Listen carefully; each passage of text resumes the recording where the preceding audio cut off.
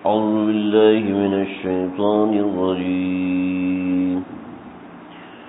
بسم الله الرحمن الرحيم.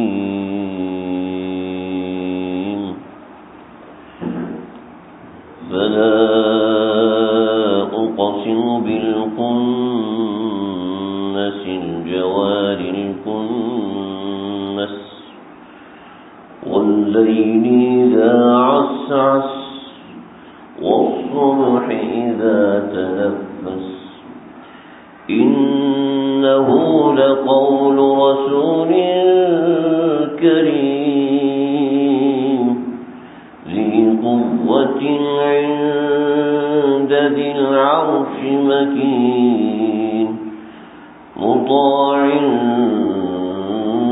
ثم أمين وما صاحبكم بمجنون ولقد رآه بالأفق المبين وما هو على الغيب بضنين وما هو بقول شيطان رجيم فأين تذهبون إن هو إلا ذكر للعالمين لمن شاء منكم أن يستقيم وما تشاءون إلا أن يشاء الله رب العالمين. صدق اللہ العظیم. سورۃ التکویر. تکویر کہتے ہیں بے نور ہو جانا، بے نور ہو جانا. سمجھ میں آ رہی ہے؟ اذا الشمس کورت، جب سورج بے نور ہو جائے گا. یہ سورت کی ابتدا تھی. وہاں کے بارے میں بہت سی باتیں میں ذکر کر چکا ہوں. آج اس سورت کا دوسرا اور آخری درس ہوگا. فلا اقسم بالخنس. فلا اقسم بالخنس، میں قسم کھاتا ہوں ان 5 ستاروں کی. میں قسم کھاتا ہوں طلوع ہونے والوں کی. الجوار، چلنے والے. الکنس، اور ڈوبنے والے. یہ 5 ستاروں کا ذکر ہے.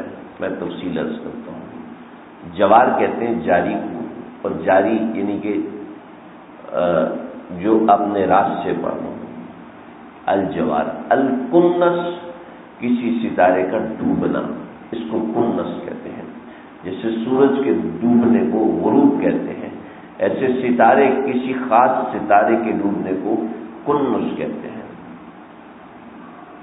واللیل اذا عسعس، اور میں قسم کھاتا ہوں رات کی.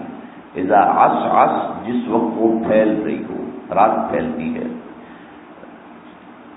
والصبح اذا تنفس، اور صبح کی قسم کھاتا ہوں جس وقت وہ سانس لیتی ہے. اس جگہ پر الفاظ پر غور کرنے کی ضرورت ہے. الفاظ غور سے سمجھیں. باقی جو اس کے مفہوم اور معانی عرض کروں گا اس میں الفاظ پہ دھیان کی ضرورت نہیں ہوتی، عمومی دھیان کی ضرورت ہے.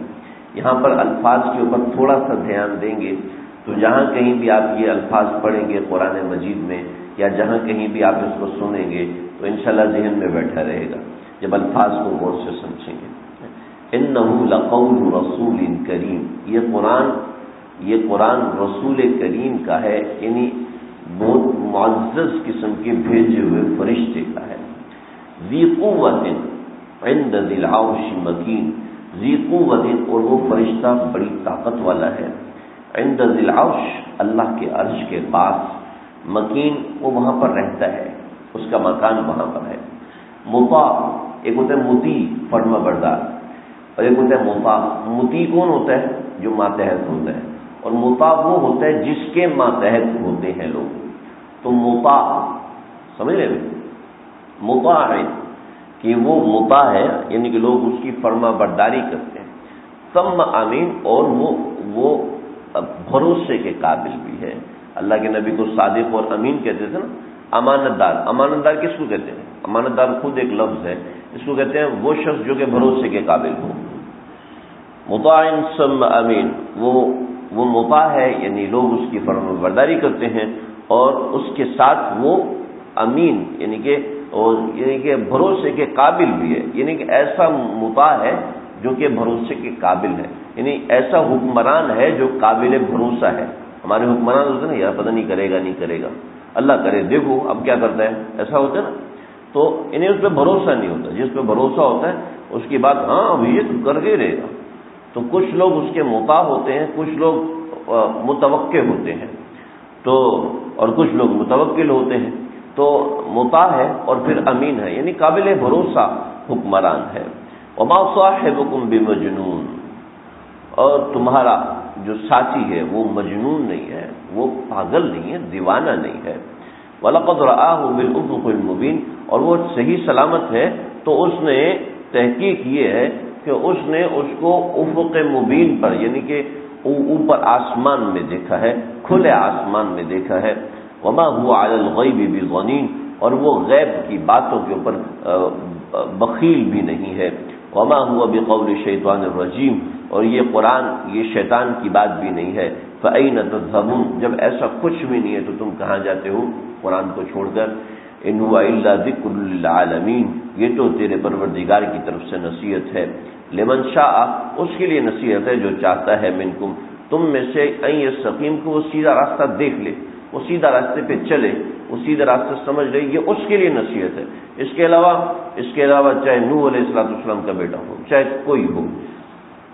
وما تشاءون الا، تم جو بھی چاہتے ہو، تم جو بھی چاہو، تم جو کچھ بھی چاہ لو، الا ان یشاء اللہ ہوگا وہی جو کہ اللہ رب العالمین چاہیں گے. یہ میں نے صرف آپ کے سامنے اس کا مختصر سا ترجمہ رکھا ہے. ترجمہ جو آپ کے سامنے رکھا، یہ چونکہ قرآن مجید کی زبان ہے تو عمومی طور پر ایسی زبان بولنے کی عادت نہیں ہوتی، تو اس وجہ سے تھوڑی سی کبھی کبھار خشکی محسوس ہو جائے، اس میں کوئی بری بات نہیں ہوتی. اب بات سمجھیں. فلا اقسم بالخنس، اس کے بارے میں دو اقوال ہے، اختلاف ہے. اللہ کا نظام، اللہ رب العالمین نے جو آسمانوں پر نظام چلایا، اس آیت کو فلکیات کے سمجھے بغیر سمجھا نہیں جا سکتا. فلکیات کے حوالے سے میں آج وہ میرا بورڈ مسجد میں رہ گیا، میں آپ کو اس کے حوالے سے سمجھاتا، لیکن اب آپ تھوڑا سا مشقت کر کے سمجھنے کی کوشش کر لیجئے گا، انشاءاللہ آپ کو سمجھ میں آ جائے گی بات. ہمارا جو نظام شمسی ہے، آپ لوگوں نے تصویر دیکھی ہوگی نظام شمسی کی. وہ دراصل جو نظام شمسی ہے وہ ہمارے سمجھانے کے لیے تصویر میں بنایا ہوتا ہے. دراصل یہ جیسے درمیان میں سورج ہے، پھر عطارد ہے، پھر زہرہ ہے، پھر زمین ہے، پھر مشتری ہے، اس طریقے سے یہ بنایا ہوا ہے. اس کی جو حقیقت ہے وہ تھوڑی سی اس سے مختلف ہے. وہ ایسے مختلف ہے جیسے یہ سورج ہے یہ بھاگ رہا ہے، ایک سمت کو بھاگ رہا ہے، اور اس کے جو سیارے ہیں، جو مشہور 9 سیارے جو ہمیں پتہ ہیں، اس کے جو سیارے یہ سیارے اس کے ساتھ بھاگ رہے ہیں، یہ ادھر بھی بھاگ رہے ہیں، اور اس کے ساتھ ساتھ یہ اس کے گرد بھی بھاگ رہے ہیں. ٹھیک ہے. اب ہمیں جو تصویر ملتی ہے عام طور پہ ہمارے اسکول اور کالجوں میں جو تصویر بنائی، وہ سورج درمیان میں اور ایک ستارہ، پھر دوسرا سیارہ، پھر تیسرا سیارہ، پھر چوتھا سیارہ، ایسے یہ سمجھانے کے لیے.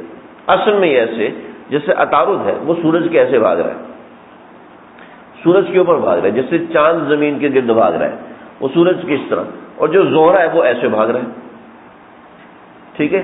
اور زمین ہے وہ اس طریقے سے تھوڑا بیضوی مدار بنا کے بھاگ رہی ہے. بیضوی مدار نہ بنے گا تو سارا زندگی سردی رہے، گرمی رہے، سردی نہ رہے. تو بیضوی مدار بناتی ہے، بیضوی مدار بنا کے تھوڑا سا ٹیڑھی ہوتی ہے، 23 ڈگری 23 ڈگری کا زاویہ بناتی ہے اور پھر دوبارہ گھوم کے آتی ہے. یہ زمین ہے. اس کے بعد پھر مشتری ہے، وہ ایسے آتا ہے، یوں آ کے یوں ایک دفعہ ٹکرا کے پھر چلا جاتا ہے. اس کے اوپر زندگی بھر اندھیرا رہتا ہے.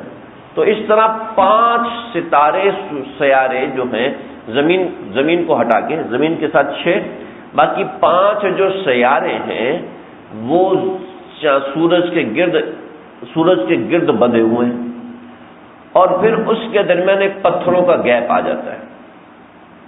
ان 6 سیاروں کے بعد ایک پتھروں کا بہت بڑا گیپ آتا ہے، اور اس کے بعد دیگر سیارے ہیں جو کہ ہمیں جو دریافت ہو رہے ہیں. یہ 5 سیارے عطارد، زہرہ، مشتری، مریخ اور زحل، یہ 5 سیارے ہیں. یہ 5 سیارے جب یونانی فلسفے نے فلکیات کے اوپر محنت کرنا شروع کی تو ان کو سب سے پہلے آسمان پر یہ 5 ستارے چلتے ہوئے نظر آئے، اور وہ ایسے تھے کہ انہوں نے کہا بھائی یہ کبھی ادھر ہوتے ہیں، کبھی ادھر ہوتے ہیں، کبھی مشرق میں، کبھی مغرب میں. شمال جنوب ابھی تک ایجاد نہیں ہوا تھا، ٹھیک ہے، شمال جنوب ابھی تک کسی کو پتہ نہیں تھا، اور رب المشرقین و رب المغربین پہ ہی چلا رہے تھے. تو یعنی کہ یہ مشرق ہے اور یہ مغرب ہے، تو سامنے والا مشرق ہے، پیچھے والا مغرب ہے. تو کبھی مشرق میں ہوتے ہیں، کبھی مغرب میں ہوتے ہیں. پھر ایک زمانے میں تحقیق کے بعد جب خوردبین ایجاد ہوئی، دوربین ایجاد ہوئی، اور پھر تحقیقات آگے بڑھ تو ان کو وانڈرنگ سٹارز کا نام دیا گیا. یہ وانڈرنگ سٹارز ہیں، یہ یعنی کہ چلنے والے ستارے ہیں. پھر آہستہ آہستہ پتہ چلا کہ ستارے اور ہوتے ہیں اور سیارے اور ہوتے ہیں. لہذا ستارے تو وہ ہوتے ہیں جن میں اپنی چمک ہوتی ہے، یہ تو سیارے ہیں، ان میں اپنی ذاتی چمک نہیں ہے، یہ سورج کے گرد وانڈرنگ کر رہے ہیں، سورج کے گرد چکر لگا رہے ہیں. اور پھر پتہ چلا کہ جس زمین پر بیٹھ کے ہم تحقیق کر رہے ہیں یہ بھی انہی میں سے ایک ہے، یہ بھی انہی میں سے ایک ہو کے چکر لگا رہی ہے. سمجھ رہے بھائی؟ تو فلا اقسم بالخنس الجوار الکنس، اللہ نے ان سیاروں کی قسم کھائی، ان اجسام کی قسم کھائی ہے. اس قسم کا منشا آگے کی بات کو یقین دلانا تھا کہ اور وہ اس بات کا یقین دلانا تھا کہ انہ لقول رسول کریم، کہ یہ جو قرآن مجید ہے یہ من گھڑت نہیں ہے، یہ شیطان کا بنایا ہوا نہیں ہے، یہ تو اور اللہ کے نبی مجنون نہیں ہے. یہ ساری کی ساری باتیں بتانی تھی جو کہ کفار شبہ کرتے تھے. کفار شبہ یہ کرتے تھے کہ نبی کریم صلی اللہ تعالی علیہ وسلم نے قرآن مجید جو ہے وہ جدہ میں رہنے والے ایک پادری سے سیکھا ہے، ان سے بنوایا، ٹھیک ہے، اور اس نوعیت کی بات ہے. اور جبریل بھی پرانی کتابوں میں ذکر ہے، اس وجہ سے جبریل کا ذکر کر دیا. تو بتایا کہ نہیں میں یہ قسمیں کھا رہا ہوں.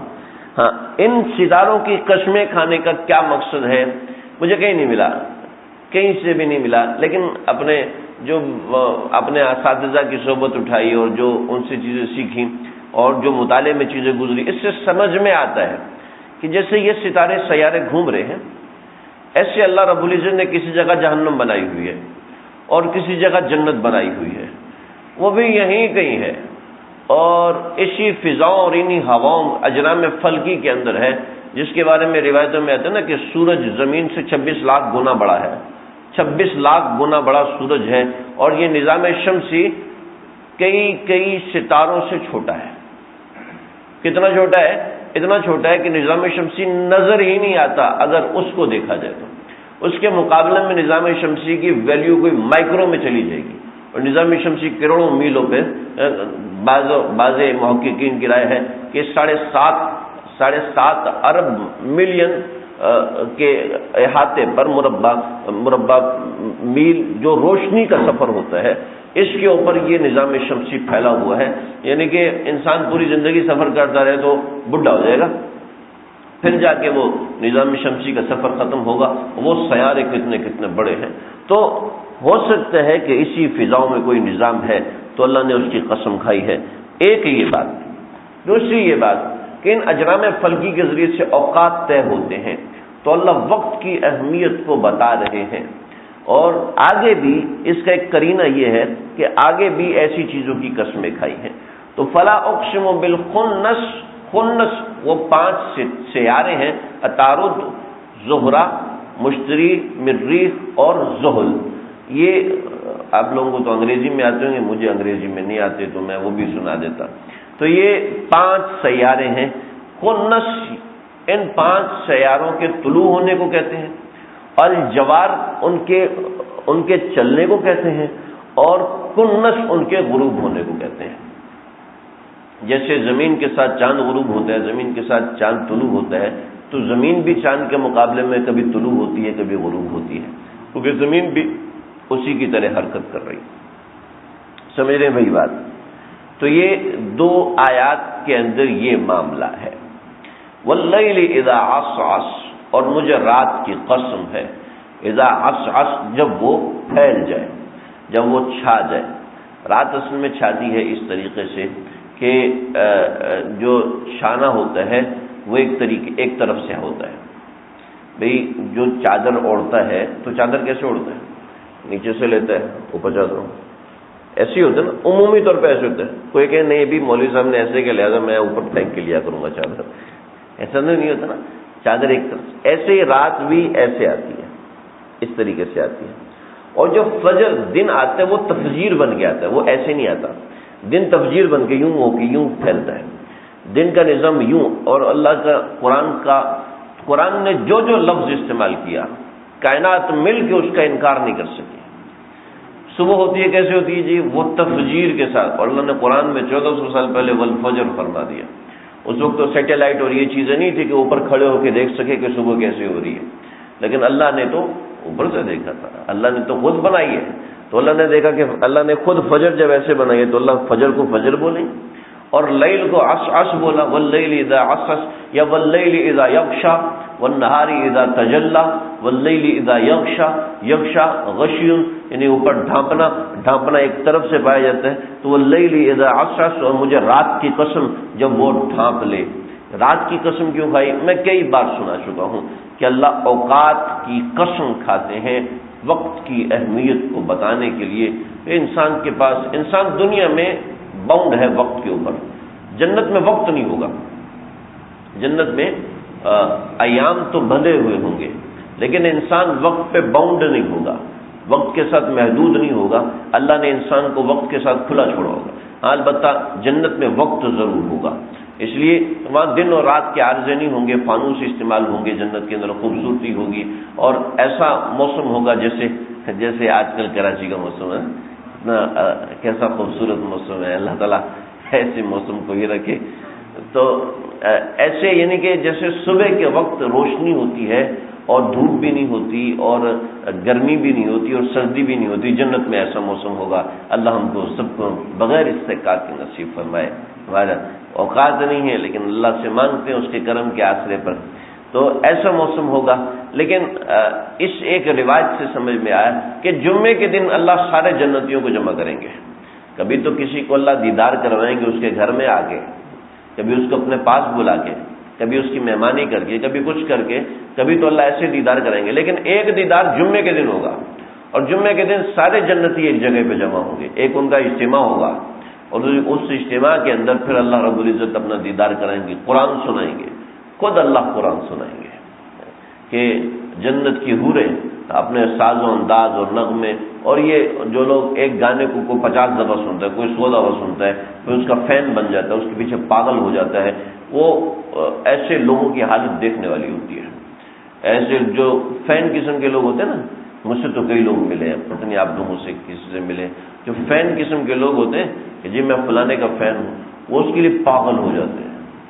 اور جناب اس کی ایک کیسٹ 10 15 لوگوں میں مفت تقسیم کرتے ہیں، اور کہتے ہیں کہ یار یہ میں نے سنا تو بھی سن. وہ سنتا کہ مجھے تو کوئی مزہ نہیں آیا. کہتا پاگل ہو گیا، تجھے مزہ نہیں آیا تو اس کے لیے پیچھے پاگل ہو رہی ہے. اور وہ یہ تو لڑکوں کی حالت ہے، لڑکیوں کی حالت تو اس سے بھی گندی ہوتی ہے. اللہ ہماری حفاظت فرمائے. تو جب اللہ قرآن سنائیں گے تو پھر کیا حال ہوگا، پھر کیا عالم ہوگا.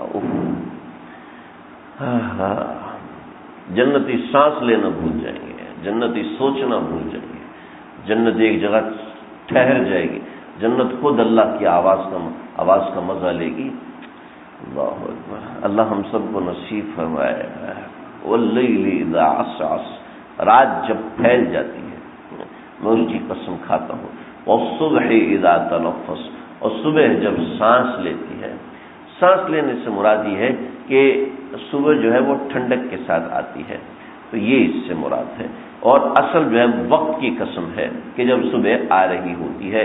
انہ لقول رسول کریم، یہ من گھڑت قرآن نہیں ہے، یہ قرآن من گھڑت نہیں ہے. انہ لقول رسول کریم، یہ کہلایا گیا ہے رسول کریم سے، ایک نیک پیغمبر سے، بھیجے ہوئے سے، قاصد کے ذریعے سے. اور وہ قاصد بھی ایسا ویسا نہیں ہے، اس کی ہم تعریف کرتے ہیں. ذی قوت عند ذی العرش مکین. حضرت جبریل علیہ السلام سے نبی کریم صلی اللہ علیہ وسلم نے پوچھا کہ جبریل، ہم تو انسان ہیں، ہمارے لیے جنت اور جہنم اللہ رب العزت نے بنائی ہے، لیکن آپ کو اپنے بارے میں کیا خیال ہے؟ کہ یا رسول اللہ ابھی تک تو کوئی خیال نہیں تھا، مجھے لگتا تھا کہ اللہ تعالیٰ مجھے ضائع فرما دیں گے، معاملہ ختم، تو اللہ تعالیٰ خالق ہے، وہ مجھے ختم فرما دیں گے. لیکن جب آپ کے اوپر یہ سورۃ تکویر نازل ہوئی نا، تو مجھے ایک امید ہوگی اللہ تعالیٰ سے، آپ کی ذات کے طفیل، مجھے اللہ کی ذات سے امید ہوگی کہ اللہ نے قرآن میں میری تعریف کی ہے، قرآن میں میری تعریف کی اور مجھے کہا ہے کہ ذی قوت عند ذی العرش مکین، یہ قوت والا ہے، عند ذی العرش مکین، اور اللہ کے میرے عرش کے پاس رہتا ہے. مجھے اپنا مقام بھی معلوم ہو گیا، مقام بھی معلوم ہو گیا. میرا گھر کدھر ہے جی، یہ بھی پتہ چل گیا. اور مقام کیا ہے؟ مطاع، سارے فرشتے اس کے ماتحت ہیں. تسلی ہوگی. جبریل علیہ السلام نے سے ایک مرتبہ نبی کریم حضرت موسیٰ علیہ السلام نے ایک مرتبہ اللہ تعالیٰ سے پوچھا، اللہ جی اگر جو آپ نے زمین آسمان سے کہا تھا نا کہ میری طرف آؤ، تو قال اتینا طاعین، تو انہوں نے کہا کہ اللہ جی ہم فرما بردار ہو کے آئیں گے. اللہ جی اتنی بڑی زمین، اتنا بڑا آسمان، اگر یہ فرما بردار ہو کے نہ آتا تو پھر کیا ہوتا؟ تو اللہ نے فرمایا کہ میں اپنے باغیچوں میں سے ایک پرندے کو بھیجتا جو وہاں پہ چل رہا ہے، وہ آتا اور زمین اور آسمان کو دانا سمجھ کے کھا جاتا. دانا سمجھ کے کھا جاتا. اے اللہ وہ پرندہ کہاں ہے؟ اللہ میری یہ چراگاہ میں ہے، اور وہ چھوٹی سی چراگاہ کا چھوٹا سا پرندہ ہے. دیکھو بھائی ہم پارک وغیرہ میں جاتے ہیں نا، وہاں کبھی کبھی پرندے انہوں نے بند کیے ہوتے ہیں، تو پرندے ایک چھوٹا سا پرندہ اس پارک کا کتنا حصہ ہوتا ہے؟ اس کی ایک چھوٹی سی چراگاہ کا چھوٹا سا پرندہ وہ اتنا بڑا ہے کہ وہ زمین آسمان کو دانا سمجھ کے کھا جائے تو باقی کیا رہا. پوچھا اللہ جی آپ کتنے بڑے ہیں؟ موسیٰ تو سمجھ نہیں سکتا. اللہ جی مجھے بتائیں آپ کتنے بڑے ہیں؟ نہیں موسیٰ تو سمجھ نہیں سکتا. پھر بھی بتائیں جبریل کتنے بڑے ہیں؟ کہ جبریل اتنا بڑا ہے کہ اگر وہ پاؤں زمین پر رکھے تو اس کا گھٹنا جو ہے نا وہ آسمان پہ ہوگا. گھٹنا آسمان، یہ عطارد، زورہ، زمین، مشتری، پلوٹو، ان سب کو کراس کرنے کے بعد جا کے وہ پتہ نہیں کہاں پہ جا کے آسمان آتا ہے. اگر وہ زمین پر پاؤں رکھ دے تو گھٹنا آسمان پہ ہوگا، پہلے آسمان پر. اگر وہ ایک پر پھیلا دے تو مشرق سے مغرب تک چلا جائے گا. ایسے اللہ نے جبریل کو 600 پر دیے. جبریل کتنا بڑا ہے؟ تو ایک مرتبہ پوچھا کہ جبریل تم سے بھی بڑا کوئی فرشتہ ہے؟ کہا جی مجھ سے بھی بڑے بڑے فرشتے ہیں. ان فرشتوں کا ذکر تفصیل کے ساتھ نہیں، اگر ہے تو کچھ ایسی روایتیں جو ناقابل ذکر ہیں، لیکن ایک روایت ہے جو کہ بالکل صحیح ہے اور قرآن میں اس کا ذکر ہے.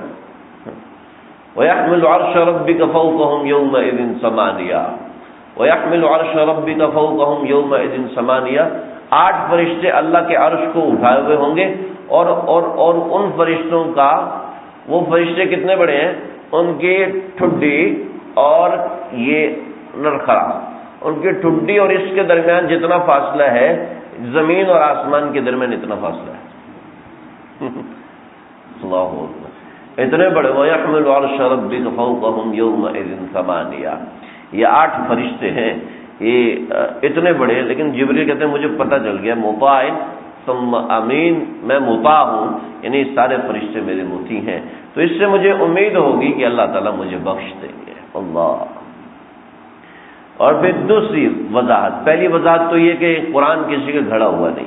دوسری وضاحت وما صاحبکم بمجنون، دوسری صفائی کہ تمہارے جو پیغمبر ہیں یہ مجنون نہیں. کفار نے تہمت لگائی تھی کہ آپ پاگل ہو گئے، نعوذ باللہ من ذالک، نعوذ باللہ، نقل کفر نباشت، تمہارے صاحب پاگل نہیں ہے۔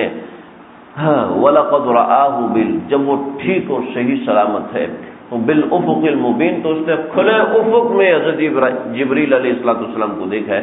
آپ صلی اللہ علیہ وسلم نے فرمایا مجھے 2 مرتبہ جبریل کی زیارت ہوئی، ایک مرتبہ وہ جب وحی نازل کی گئی تھی، اور دوسری مرتبہ سدرۃ المنتہا کے مقام پر جبریل علیہ السلام اپنی اصل شکل میں سامنے آئے، اپنی اصل شکل پہ سامنے آئے۔ وما هو علی الغیب بضنین، پھر تیسری صفائی، میرے نبی کو جو بھی میں بات بتاتا ہوں اس میں سے کوئی بات چھپاتا نہیں ہے۔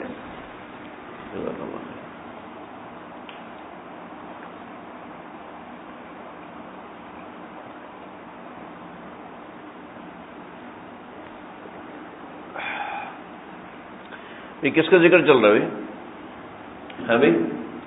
قرآن کا ذکر چل رہا، قرآن کا ذکر چل رہا، انہ لقول رسول کریم، قرآن کا ذکر ہے، قرآن کے بارے میں صفائی پیش کی جا رہی ہے۔ جبریل علیہ السلام اس کو لے کر آئے ہیں، صفائی کس کے بارے میں؟ قرآن کے بارے میں۔ میں صحیح کہہ رہا ہوں یا کوئی غلط بات کہہ رہا ہوں؟ قرآن کے بارے میں نا، دسو نا بھائی، صحیح۔ وما هو علی الغیب بضنین، تو اس غیب سے مراد قرآن مجید ہی ہے، ٹھیک ہے؟ اس غیب سے مراد علم غیب نہیں ہے، بھائی کچھ لوگوں کو یہاں غلط فہمی ہوگی، یہ اس آیت کو تختہ مشق بنا لیا، وما هو علی الغیب بضنین۔ میں ایک جگہ ایک مسجد میں نماز پڑھنے گیا تو مولوی صاحب جو تھے وہ دوسرے تھوڑے مسلک کے تھے، پڑھ لیتے ہیں نماز میں، منع نہیں ہے، شریعت میں منع نہیں، اور کہنے لگے جی تسی علم غیب نو نہیں منتے۔ یار میں ابھی مانتا ہوں یار علم غیب ہے، ٹھیک ہے، بس بات ختم کرو۔ نہیں تم لوگ ابھی کہہ دیتے ہو ہاں ہے، بعد میں جا کے کریں۔ یار میں تو پہلے بھی نہیں کہا تھا یار، میں تو پہلے بھی نہیں کہا تھا، آپ بلا وجہ بات کر رہے ہیں۔ خیر جب وہ نماز میں کھڑا ہوا نا تو اس نے اس آیت کو 3 مرتبہ پڑھا۔ بولے صاحب نے کہا یار بھائی جی اتنے ناراض ہو، اس آیت کو 3 مرتبہ، وما هو علی الغیب بضنین، وما، تو نماز میں بھی مقابلے چلتے ہیں، ایسی غلط فہمی کا شکار۔ وما، دیکھو پیچھے قرآن میں کس کا ذکر چل رہا ہے، آگے قرآن میں کس کا ذکر چل رہا ہے، جس چیز کا ذکر چل، کوئی موافق الفطرت تو بات نہیں ہوگی، الگ موضوع پہ۔ وما هو علی الغیب، جو قرآن مجید ہے وہ کہاں سے آ رہا ہے؟ غیب سے آ رہا ہے نا، غیب سے آ رہا ہے۔ لہذا نبی، تفسیر ابن کثیر، تفسیر مظہری، جو متقدمین کی لکھی ہوئی تفاسیر ہے، سب کا اس بات پہ اتفاق ہے، اس سے مراد ہے کہ نبی کوئی مسئلہ چھپاتا نہیں ہے، کوئی شرعی مسئلہ چھپاتا نہیں ہے، کوئی شریعت کی بات چھپاتا نہیں ہے، یہ بات بالکل واضح ہے۔ قرآن کی کوئی بات نبی نہیں چھپاتا، اور ایسے ہی نبی نے جبریل علیہ السلام کو دیکھا ہے، یہ بات بھی نہیں چھپائی، تمہارے سامنے بتا دی۔ قرآن مجید جو میں نے نازل کی ہے یہ بات بھی نہیں بتائی، یہ بات بھی نہیں چھپائی، تمہیں صاف صاف بتا دی، اس لیے بتایا، ورنہ نبی کوئی ایسے لانگوں باغ دعوے نہیں کرتا، وہ چونکہ کوئی بات چھپاتا نہیں ہے اس وجہ سے تمہیں بتا دی، لہذا وہ غیب کی کوئی بات چھپاتا نہیں ہے۔ چنانچہ آپ سمجھیے علم غیب کسے کہتے ہیں؟ علم غیب، علم کسے کہتے ہیں؟ علم کسے کہتے ہیں؟ دیکھو ایک ہوتا ہے، سمجھو، ایک ہوتا ہے لیکچرار، ایک ہوتا ہے پروفیسر، ٹھیک ہے، دونوں میں ایک فرق ہوتا ہے۔ ہمارے ہاں تو کوئی فرق نہیں رہا، لیکن جو علمی اصطلاح ہے نا اس حساب سے فرق ہوتا ہے۔ جیسے آپ سمجھیں، ایک ہوتا ہے سائنٹسٹ، ایک ہوتا ہے ڈاکٹر۔ ڈاکٹر کیا کرتا ہے؟ سائنٹسٹ کہتے ہیں یہ والی دوائی ہے، اس میں یہ کیمیکلز ہیں، اس سے یہ فائدہ ہوگا، ڈاکٹر کہتا ہے لاؤ جی لگا دو، ٹھیک، یہ لگا دیتے ہیں۔ اور سائنٹسٹ کیا کرتا ہے؟ وہ تحقیق کرتا ہے، اس جڑی بوٹی میں یہ وہ تحقیق کر کے دوائی بناتا ہے اور ڈاکٹر اس کو لگا دیتا ہے، ٹھیک۔ اب ڈاکٹر کہے کہ میں سائنٹسٹ ہوں تو صحیح ہوگا؟ ڈاکٹر کہے میں یہ دوائی میں نے بنائی ہے، ڈاکٹر صرف بھائی دوائی بتاتا ہے، بناتا نہیں، ٹھیک، بنانے والا اور ہوتا ہے، ٹھیک، بنانے والا اور کہتے ہیں میں نے یہ دوائی بتائی ہے، بنانے والا اور ہے، ٹھیک ہے۔ جیسے اس میں تھوڑا سا ایک باریک فرق ہوتا ہے، ایسے نبی بات بتاتا ہے نبی بات بتاتا ہے، نبی بات بناتا نہیں ہے. سمجھ رہے میری بات؟ بنائی جو بات جاتی ہے وہ غیب ہے، یعنی معاملات اللہ بناتے ہیں اور اپنے نبی کو بتاتے ہیں، اور نبی آگے بتاتا ہے، تو یہ انباء الغیب ہوتا ہے. انباء نبا کا مطلب خبر دینا، غیب کی خبر دینا ہے. یہ علم غیب رکھنا نہیں ہے.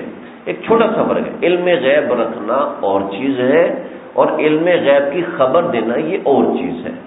چھوٹا سا فرق ہے. ہمارے ہاں سب لوگ اسی بات کو مانتے ہیں کہ نبی جو ہے وہ علم غیب کی خبر دیتا ہے، علم غیب نہیں رکھتا. ٹھیک ہے، ہر بندہ اس کو مانتا. چنانچہ مفتی اعظم پاکستان حضرت مفتی شفیع صاحب سے کسی نے پوچھا کہ اللہ کے نبی کو علم غیب تھا؟ اللہ کے نبی کو سارا کا سارا علم غیب تھا، سارا کا سارا علم غیب ہی سے آیا تھا. تو سارا کا سارا علم اللہ کے نبی کو جو آیا تھا غیب سے آیا تھا. اللہ کے نبی نے تو کسی سے سیکھا نہیں ہے، اللہ کے نبی کو کسی نے سکھایا نہیں. حضرت عیسیٰ علیہ السلام انبیاء کو کوئی سکھا نہیں سکتا. انبیاء میں یہ خاصیت ہے، ان کو کوئی نہیں سکھا سکتا، کوئی نہیں سمجھا سکتا. حضرت عیسیٰ علیہ السلام کو ان کی والدہ لے کے مصر چلی گئی تھی، اور مصر میں جا کے بڑے مستند قسم کے استاد کے پاس بٹھایا. استاد نے پڑھایا، بیٹا پڑھو الف. یہ اس کا کیا مطلب ہے؟ حضرت مولانا قاری طیب صاحب نے واقعہ لکھا ہے. الف کا کیا مطلب ہے؟ مجھے کیا پتا الف کا کیا مطلب ہے؟ جس کا مطلب پتہ نہیں کیوں پڑھا رہے ہو. واہ، پریشان ہو گیا. چلو ٹھیک ہے، الف کو چلو با پڑھو. تو یہ با لیٹی ہوئی کیوں ہے؟ مجھے کیا پتا. کیا تجھے وجہ بھی نہیں پتا اور مانا بھی نہیں پتا تو پڑھا کیوں رہا ہے؟ کیا تجھے پتا ہے؟ کہاں مجھے پتا ہے. مجھے پڑھاؤ.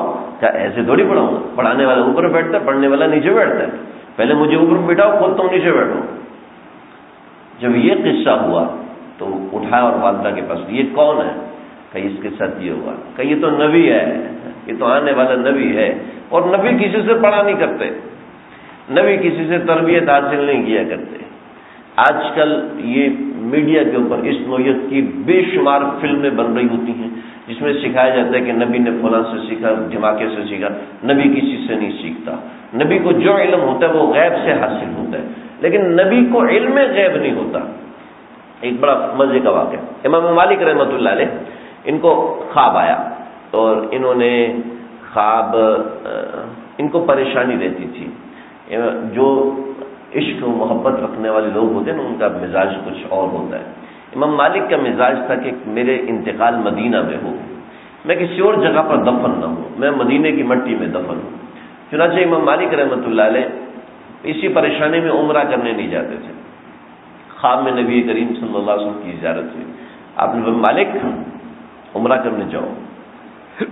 کہ رسول اللہ مجھے ڈر لگتا ہے میں ادھر انتقال نہ ہو جائے، تو آپ مجھے بتا دیں میری عمر کتنی ہے تاکہ میں تسلی سے جاؤں. آپ نے فرمایا، یوں ہاتھ کے اشارہ فرمایا اور خواب ختم ہو گیا. وہ مالک پریشان، 5 گھنٹے، 5 دن، 5 ہفتے، 5 مہینے، 5 سال، 5 صدیاں، کتنا عرصہ. اچھا سمجھ نہیں آ رہی. تو شاگرد کو کہا کہ علامہ ابن سیری کے پاس جاؤ. علامہ ابن سیری رحمۃ اللہ علیہ کے، جن کی تعبیر رویا آج بھی ملتی ہے کتاب، علامہ ابن سیری کے پاس جاؤ اور ان سے کہو کہ میں نے یہ خواب دیکھا ہے کہ اللہ کے نبی سے میں نے پوچھا کہ میری عمر کتنی ہے، تو اللہ کے نبی نے فرمایا 5. تو جب شاگرد پہنچا کہنے لگا یہ خواب کسی نے دیکھا ہے، اور اس نے پوچھا ہے کہ میں نے یہ خواب دیکھا ہے اور سارا خواب بیان کیا. کہنے لگا وہ کس نے دیکھا ہے؟ کب آپ سمجھ لیں میں نے دیکھا. کیا تو نہیں دیکھ سکتا یہ خواب؟ ایک خواب تو نہیں دیکھ سکتا. اس خواب کے آگے پیچھے کوئی نہ کوئی بات ہے. یا تو اس بندے کا نام بتاؤ اور سارا قصہ پوچھ کے آؤ. واپس آئے، امام مالک سے پوچھا، کہ جاؤ بتاؤ. کہا خواب امام مالک نے دیکھا. کہا ہاں. امام مالک نے اللہ کے نبی سے یہ پوچھا کہ اللہ کے نبی میری عمر کتنی ہے کہ میں مدینے سے نکلنا نہیں چاہتا. تو اللہ کے نبی نے 5 فرمایا. تو اس کا مطلب یہ نہیں ہے کہ 5 سال، بلکہ اس کا مطلب یہ ہے کہ وہ 5 چیزیں جس کا ذکر سورہ لقمان کے آخر میں آیا ہے، وہ 5 چیزیں صرف اللہ ہی جانتا ہے اور کوئی نہیں جانتا. صرف اللہ جانتے ہیں. خواب میں بھی اللہ کے نبی نے اشارہ دیا کہ میں بھی نہیں جانتا. یہ 5 چیزوں کہ کل کیا ہونا ہے، کس نے مرنا ہے، کس نے جینا ہے، یہ اس طرح کی کوئی 5 چیزیں. اور ان کا میں اگر ذکر کروں گا تو اس میں کچھ ایسی باتیں ہیں جو آج کے حساب سے ٹیکنالوجی کے حوالے سے ہیں تو بات لمبی ہو جائے گی، اس لیے میں سب کا ذکر نہیں کر رہا. تو علم غیب صرف اللہ کے پاس ہے اور کسی کے پاس نہیں ہے. ہاں، علم غیب کی خبر انبیاء دیتے ہیں. بھئی بہت سے لوگ ہیں ان کو خواب آتا ہے اور خواب بالکل سچا ہو جاتا ہے. ایسا ہوتا ہے نا بھئی، بہت دفعہ ایسا ہوتا ہے. اور ایسا جیسے ہم نے بھی کبھی کبھی تکے لگاتے ہیں، تکے لگ جاتے ہیں. تکے نہیں لگانے چاہیے، لیکن جو دل میں آتا ہے، جو محنت کے بعد حاصل ہوتا ہے. اور کئی لوگوں کو خواب کی تعبیر بتائی اور جناب ویسے ہی ہو گیا. تمہیں سب پتہ ہے؟ مجھے کچھ نہیں پتا بھائی، قدرتی ہو گیا بھائی، میں نے تو آپ کو بتا دیا. تو کیا مجھے علم غیب ہو گیا؟ یا جس شخص کو یہ خواب نظر ہے کیا اس کو علم غیب ہو گیا؟ ارے نہیں بھائی، اللہ غیب کی خبر کبھی کبھی کسی کو پکڑا دیتے ہیں. کبھی تو شیطان کو بھی پتہ چل جاتی ہے. جنات کام لیتے ہیں تو شیطان کے ذریعے سے کام لیتے ہیں. ان کو ایسی بات پتہ چل جاتی ہے جو ہم نے کسی کو بتائی نہیں ہوتی، جو کسی دوسرے کو پتہ بھی نہیں ہوتی. تو کیا ان کو علم غیب ہوتا ہے؟ نہیں جی، علم غیب اللہ کے علاوہ کسی کو نہیں ہے. سمجھ رہے؟ غیب کے معاملات آسمانوں پر پہلے طے ہوتے ہیں، اوپر پوری ویل مینجمنٹ ہوتی ہے، اس کے بعد نیچے آسمان پہ نازل ہوتے ہیں. شیاطین وہاں تک رسائی کرتے ہیں. ایک تو شیاطین رسائی کرتے ہیں، دوسرا آپ اور ہم بھی رسائی کرتے ہیں. وہ کیسے؟ جب انسان سو جاتا ہے تو اس کا نفس اس کے جسم سے نکل جاتا ہے اور نکل کر کبھی اس کو ایسا راستہ ملتا ہے کہ وہ آسمانوں تک پہنچ جاتا ہے اور وہ ان معاملات کو دیکھ لیتا ہے. جو اتنا سمجھدار اور اتنا باعقل ہوتا ہے اس کے دماغ میں وہ چیز بس جاتی ہے اور وہی انسان کے جسم کو دکھائی دے رہی ہوتی ہے، جس کو انسان خواب کا نام دیتا ہے. تو وہ علم غیب نہیں ہوتا. ہاں، غیب کی خبر اللہ اس کو دے رہے ہوتے. سمجھ رہے بھائی؟ ایسے غیب کی کچھ باتیں آثار دیکھ کر پتہ چل جاتی ہیں. آثار دیکھ کر پتہ چل جاتی ہیں. ہاں، آپ نے بکرے کا گوشت کھایا، مجھے کیسے پتہ چلا؟ چھوٹی سی ہڈی کا ٹکڑا یہاں لگا ہوا تھا، پتہ چل گیا. کھانا کھایا جی، ہونٹ گیلے اس سے پتہ چل رہا ہے کھانا کھایا ہوا ہے. تو اس کو پیاس لگی ہے، ہونٹ گھل گئے اس لیے لگ رہا ہے اس کو پیاس لگی ہے. اور تجھے پیاس لگی ہے؟ نہیں، میرے ہونٹ خراب ہوئے پڑے ہیں بھائی، پیاس نہیں لگی بھائی. ایسا بھی ہوتا ہے. آثار، کبھی آثار دیکھ کر پتہ چل جاتا ہے. کبھی ڈاکٹر آواز سن کے پہچان لیتا ہے اس کا گلا خراب ہے، اس کے ناک میں تکلیف ہے، اس کے کان میں تکلیف لگ رہی ہے.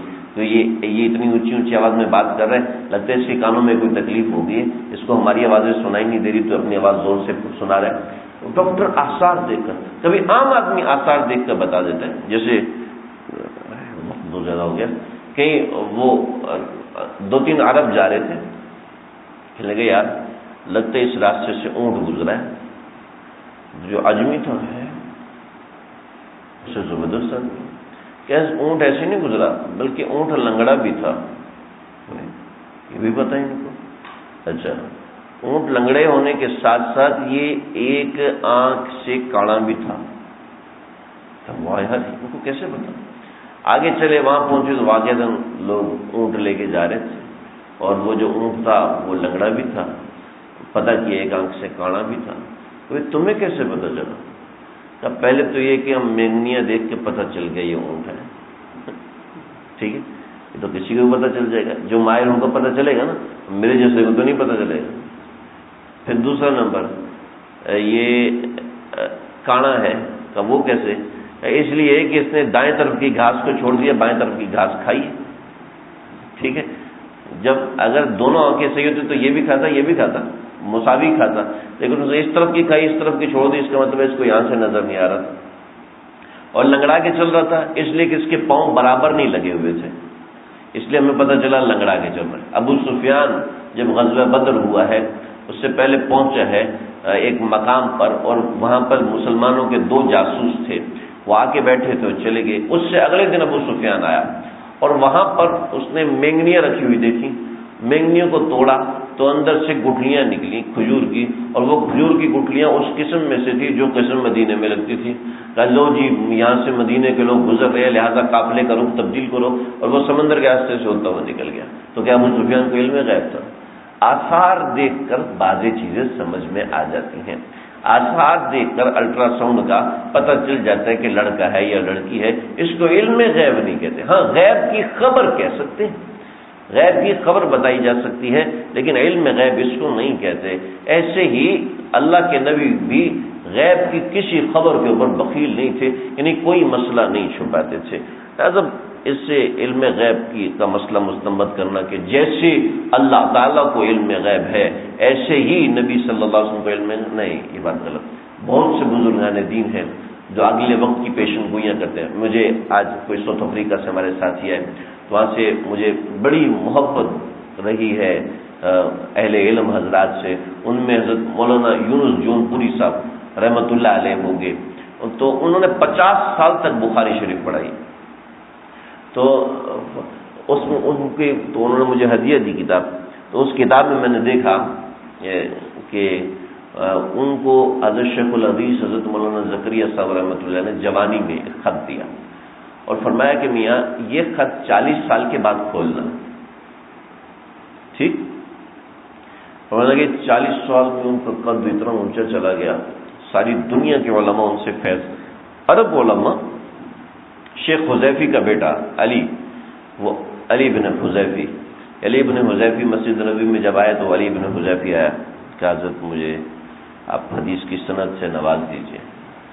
تو میں شیخ حذیفی کا بیٹا ہوں۔ کون حذیفی؟ حدیث کے سامنے کوئی حذیفی نہیں چلتا۔ درسگاہ میں آؤ، طالب علم بن کے آؤ، پھر سکھاؤں گا۔ بھگا دیا ایسے اللہ والے۔ ہمارے مولانا یونس پٹیل، مولانا مفتی امجد صاحب دامن برکاتہم فرماتے ہیں ہم امریکہ سے 15 علماء حضرت کی زیارت میں گئے، تو حضرت کے ساتھ بیٹھے 10 سے 15 منٹ گزرے، فرمایا آپ کو برا لگے گا لیکن میں معافی چاہتا ہوں کہ آپ سب لوگ چلے جائیں، میں صرف طلبہ کے ساتھ رہنا چاہتا ہوں، آپ لوگوں کے ساتھ نہیں بیٹھ سکتا، میں بہت معافی۔ عجیب اللہ علیہ۔ تو ان کو خط دیا کہ اس خط کو 40 سال کے بعد کھولنا۔ یہ تو میں نے آپ کو 1-2 ان کے واقعات سنے۔ تو فرمایا کہ 40 سال جب گزر گئے، میں نے شیخ کا خط کھولا تو میں آج ایک پیشن گوئی کر رہا ہوں کہ جب تم یہ خط کھول رہے ہو، یعنی آج سے 40 سال کے بعد، تو تمہارا حدیث کے اندر قد مجھ سے بھی زیادہ ہو چکا ہوگا۔ حضرت شیخ الحدیث حضرت مولانا زکریا صاحب رحمۃ اللہ علیہ نے اپنی مسند پر ان کو بٹھایا تھا۔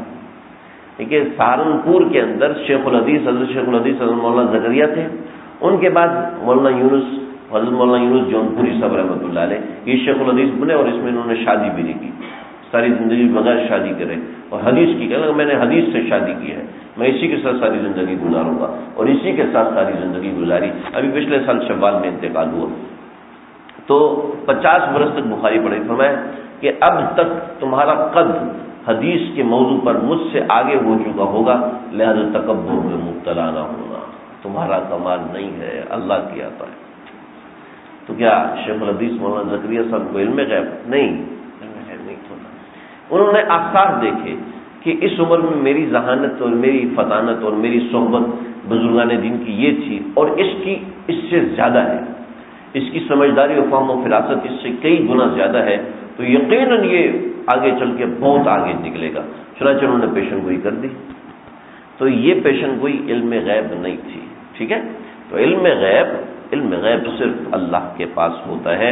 باقی اگر کوئی شیطان کے ذریعے سے، کوئی دم تعویذ کے ذریعے سے، کوئی منتر کے ذریعے سے کوئی ایسی چیز حاصل کرتا ہے تو اس کو علم غیب نہیں کہہ سکتے۔ وما هو بقول الشیطان الرجیم، یہ شیطان کی بات نہیں ہے۔ فأین تذهبون، تم کہاں جا رہے ہو؟ ان هو الا ذکر للعالمین، یہ تو اللہ رب العزت کی طرف سے نصیحت ہے۔ لمن شاء، ان هو الا، دوسری طرف چلا گیا، یہ ان ہوا بے شک یہ جو قرآن ہے، الا یہ نہیں ہے، ذکر للعالمین، نصیحت ہے تمام عالمین کے لیے، رب العالمین کی طرف چلا گیا۔ ذکر للعالمین، یہ تمام عالموں کے لیے نصیحت ہے قرآن. لمن شاء منکم ان یستقیم، تم میں سے جو چاہے تو سیدھا ہو جائے، جو چاہے اس سے نصیحت حاصل کرے، اور تم جو بھی چاہتے ہو وہ نہیں ہو سکتا سوائے اس کے کہ اللہ اسے چاہے. یعنی جو ہم چاہتے ہیں اگر اللہ چاہے تو ہو سکتا ہے، ورنہ ہماری چاہت کا اس سے کوئی تعلق نہیں ہے. ہماری چاہت کا ہمیں رزق ملے، ہماری چاہت کی ہمیں روزی ملے، ہماری چاہت کا ہمیں اٹھنا ملے، ہماری چاہت کا ہمیں گھر ملے، ہماری چاہت کے ہمیں دوست ملے، ہماری چاہت کی چیز ہمیں صرف اس وقت مل سکتی ہے جب اللہ چاہیں گے. مشہور لطیفہ ہے نا کہ بھائی پیسے میری جیب میں گائے لینے جا رہا ہوں، کہ بھائی انشاءاللہ پڑھ لو. کہ انشاءاللہ کی کیا بات ہے یار، یہ پیسے جیب میں جا کے گائے لینے جا رہا ہوں. تو واپس ہے کہ انشاءاللہ سے میں وہاں گیا، پھر انشاءاللہ سے ہر جملے میں انشاءاللہ بولنا شروع ہو گیا. تو ہماری چاہت نہیں ہوتی بھائی، اللہ کی چاہت ہوتی ہے تب معاملہ ہوتا ہے. اللہ کی چاہت ہوتی ہے تو تب معاملہ آگے بڑھتا ہے، ہمارے چاہنے سے کچھ بھی نہیں ہوتا ہے. یہ سورت کا اختتام ہوا. اللہ تعالیٰ مجھے آپ کو ہم سب کو سمجھنے کی، عمل کرنے کی توفیق عطا فرمائے. کہ تقریباً ہمارے 2 سال کا عرصہ ہو گیا اس درس کے ہوتے ہوئے، اور اس میں بہت سی باتیں ہوئیں، بہت سی چیزیں سمجھ میں آئیں، بہت چیزیں ہم نے چھوڑی بھی ہیں، اللہ میں معاف فرمائے. تو میں انشاءاللہ اگلے یہ ہفتے کے دن عشاء کے بعد حج کے لیے روانگی ہے. آپ لوگ دعا کیجئے اللہ تعالیٰ جانے کو، آنے کو، وہاں کے سفر کو، وہاں کی عبادات کو اللہ اول تو عبادت کرنے کی توفیق دے، اور اگر توفیق دے تو اللہ اس کو قبول بھی فرمائے، مقبول بھی فرمائے. وہاں کی دعاؤں کو اور وہاں کے سفر کی مشقتوں کو اللہ راحتوں میں تبدیل فرما دے. اور جو حج پہ جانے والا ہو یا عمرے پہ جانے والا ہو، مبارک سفر پہ جانے والا ہو، تو اس کے ساتھ 2 کام ہوتے ہیں.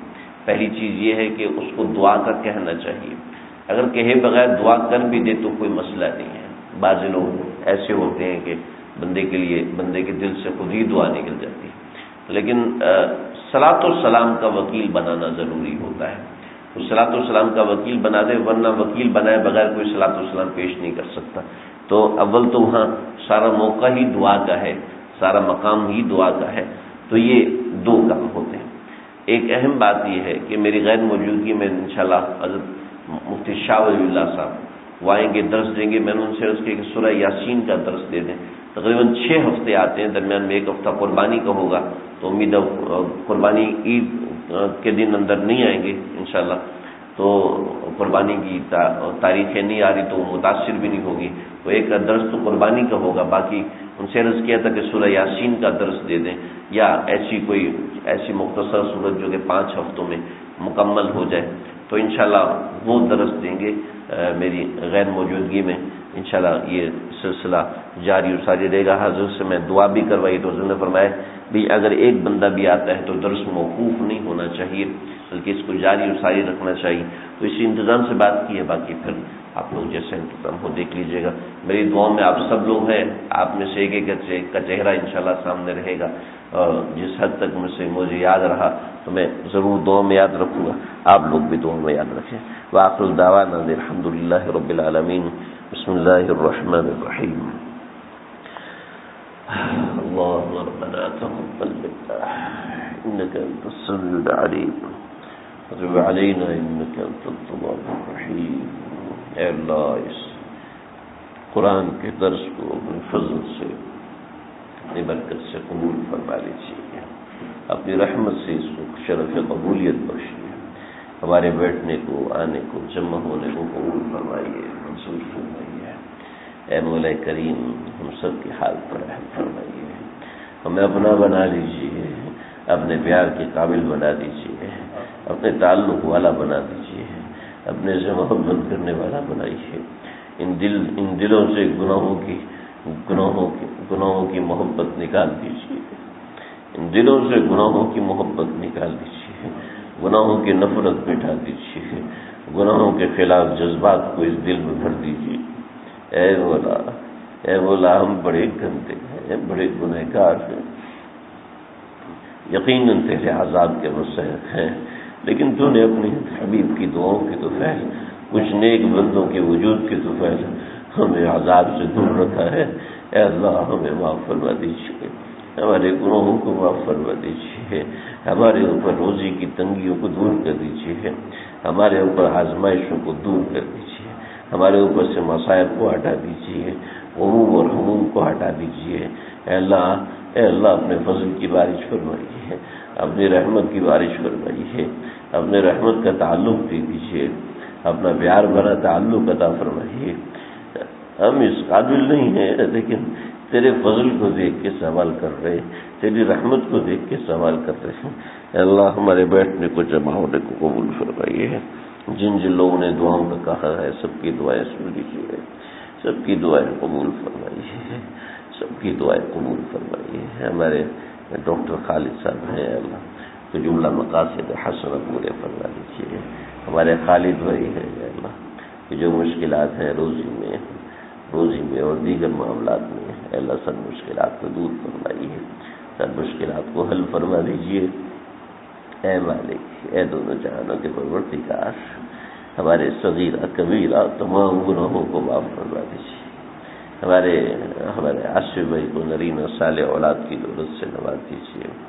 ہمارے نعمان بھائی کے بیٹے عبداللہ کو، حسن کو صحت کاملہ عاجلہ مستمرہ عطا فرمائیے۔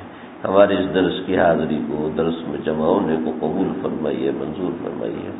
اس سلسلے کو ایسے ہی جاری و ساری رکھیے۔ اے اللہ اس یہاں سے قرآن کی اٹھتی آواز کو ہمیشہ جاری و ساری رکھیے۔ اللهم ربنا تقبل منا انك انت السميع العليم وتب علينا انك انت التواب الرحيم، وصلى الله تعالى خير خلقه محمد وعلى اله وصحبه وسلم۔